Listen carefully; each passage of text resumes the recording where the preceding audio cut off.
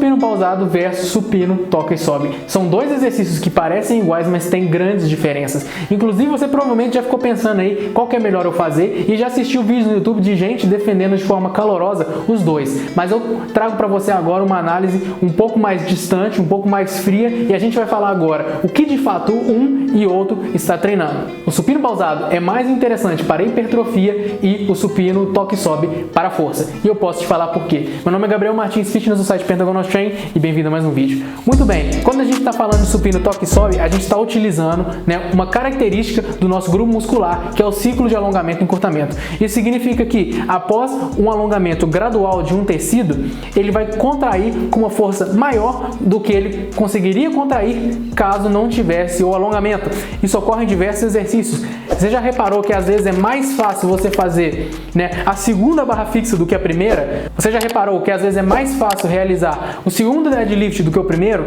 Você já reparou que às vezes é mais fácil realizar a terceira ou quarta rosca do que a primeira? Isso é justamente por causa do ciclo de alongamento e encurtamento. Depois de você alongar, a contração que segue é mais forte do que se fosse apenas uma contração concêntrica. E isso vale também para o supino. Quando você está falando do supino toque e sobe, você desceu a barra até o peito, encostou e rapidamente já subiu, sem tempo de transferência. A gente vai ver nos estudos científicos que analisam esse chamado CAI, que é o ciclo de alongamento e encurtamento, que quanto maior o tempo de transição entre a fase excêntrica para a fase concêntrica, menor é a influência do CAI. Significa que você consegue produzir menos força. Você sabe, tanto quanto eu, que a força é uma adaptação neuromuscular. Então, por mais que a massa muscular do seu corpo seja a mesma, utilizando o CAI, você vai produzir mais força. E qual é o objetivo, Gabriel, dos esportes de força, das pessoas que treinam força? Ele é simples, levantar o máximo de carga possível, tá? Entretanto, você sabe também que isso não é permitido nos esportes de powerlifting. E aí, o que eu tenho a dizer para você? Que a especificidade, ela triunfa sobre qualquer outra coisa que eu possa dizer aqui nesse canal. Mas nem todo mundo que treina força tem fins competitivos. Então, cara, eu vou te falar o seguinte: se o seu objetivo é puramente ativação neuromuscular, não tem como sobrepor ao CAI. Não adianta o viés de nenhum esporte vir me atacar, que eu vou falar pra você que a ciência está do meu lado, tá? O seu esporte, você tem que fazer tudo que tá na regra. Se não tivesse que pausar no esporte powerlifting, eles não pausariam. Sabe como é que eu sei disso? Você não tem que abaixar o agachamento, então ninguém pausa. Então não tem papo de que a pausa é melhor pra força, tá? É questão de ciência. Agora, eu vou te falar o seguinte: isso é o supino pausado, tá? O que a gente está acontecendo ali? Você está cortando a influência do CAI. Quer dizer que ele não existe? Não, porque ele pode ser treinado, tá? Você consegue treinar o seu corpo para manter toda aquela tensão e explodir com tanta força quanto, se não mais, após um determinado período de tempo. Entretanto, isso é uma técnica, isso precisa ser treinado. Os atletas de elite do powerlifting, muito provavelmente, o treinam. Se você pegar os caras do top lá do ranking e fizer eles toque e sobe versus 3 segundos versus 5 segundos, você vai ver que o resultado deles não é tão diferente quanto de pessoas que não são treinadas no esporte.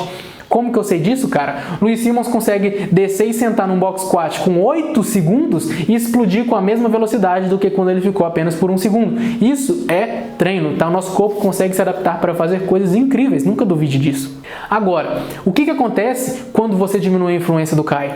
Você consegue fazer algo fenomenal, que é diminuir a influência da sua performance dos aspectos neurológicos para os aspectos musculares. Significa que você vai ativar de maneira mais pobre as suas fibras musculares, de maneira menos efetiva. Significa que você vai usar mais fibras musculares. Você vê aonde eu estou chegando? Qual que é o objetivo da hipertrofia? Trabalhar um tanto de fibra muscular possível, o máximo possível, de todos os tipos possíveis, para que na hora de reconstruir o músculo fique cada vez maior e mais forte. Por isso que quando você faz um supino pausado, você está fazendo duas coisas. Você está utilizando mais fibra muscular e você está aumentando o tempo da repetição. Quanto mais tempo você fica sob tensão, mais você cresce. Entretanto, existe aquela questão dos ganhos diminuídos, tá? Se eu utilizar nenhuma carga e ficar sob tensão para sempre, eu tenho hipertrofia pobre. Se eu utilizar o máximo de carga e meu tempo de tensão for muito curto, eu tenho hipertrofia pobre. Ao você utilizar o supino pausado, sendo uma pausa entre 3 segundos, mais ou menos assim, no máximo,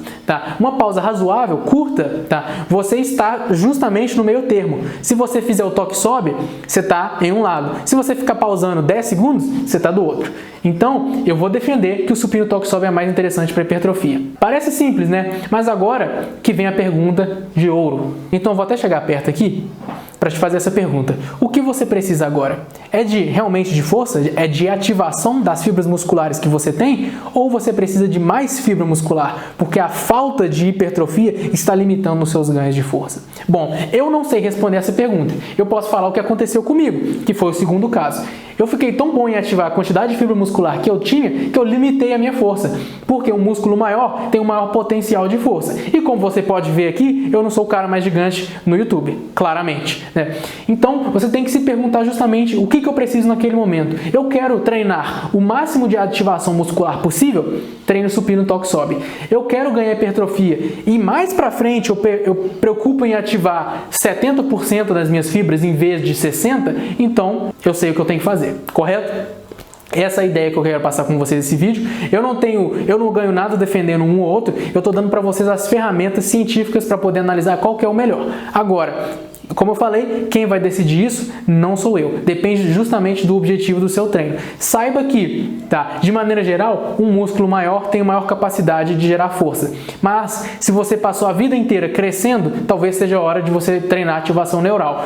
Agora, se você é um iniciante, também você precisa de hipertrofia, assim como eu. O erro que eu cometi foi treinar por tempo demais ativação neural e deixar a hipertrofia um pouco de lado. Eu espero que tenha ficado claro que o melhor exercício depende de você, porque não adianta nada ficar forte no exercício errado.